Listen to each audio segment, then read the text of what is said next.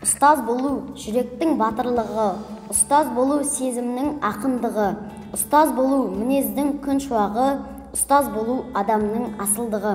Ұстаз ұлы есім, парасатты да балаларды жанындай жақсы көретін жандарға берілген ұғым. Мен үшін осы сөз өте құдіретті. Мұғалім болу білім алушылардың болашағына жауап бөлу ғана емес, бүкіл елдің, ұлттың келешегіне жауапты болу. Осындай киелі жолды таңдаған Мәмілей қызы Дүрбибі апай. Ұстазымыз мұғалімнің ең бірінші қасиеті бала жанын түсіну. Міне нағыз ұстаз. Өз ісінің майталманы, өз мақсатына барлық күш жігерін салған ел болашағының мүсіншісі деп айтар едім. Көптеген еңбектер жасау керек екенін түсіндім. Бірақ балдармен жұмыс істеу өте қызық, өте жақсы. Балдар сенің серігің сияқты.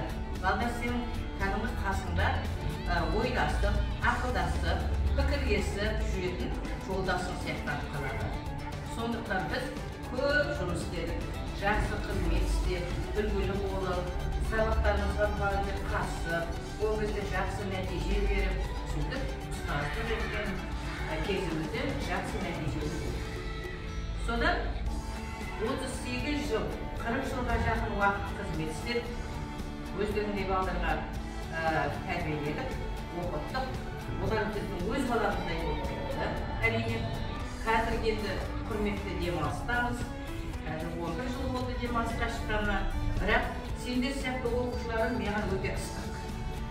Мектептің өздеріңіз сияқты мінекей ақ көйлек киіп кетіп жатқан балдарын көрсе, мен жүрегім сондай елжіреп, сол балдарды өзімнің балдарымдай жақсы көріп тұрамын.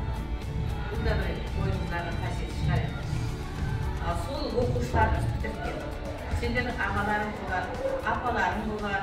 Мінекей сол оқушыларымыз үнемі бізге амандасып, сөйлесіп, апайды құрметтеп, керек болса жолдан кесіп өтпей, мінекей осындай мен сіздің оқушыңыз болғанмын, мен сіздің алдыңызда отырғанмын, бірнеше жыл деп танымай қалсам, сөйтіп өздерін айтып жүрді. Ол ішінде билер кеңесі деген кеңес құрылған. Ал ол билер кеңесі ол адамдарды жазықты деп апарып қамай бермейді. Ол осындай отырып, жиналыс жасап, өздерінше ақылдасып, сөйтіп көп адамдардың қателіктерін өзінің мойнына түсіндіріп, олар түсініп, бір-бірінен кешірім сұрап өздері қалса, сөйтіп шешіліп кететін жұмыстар болады.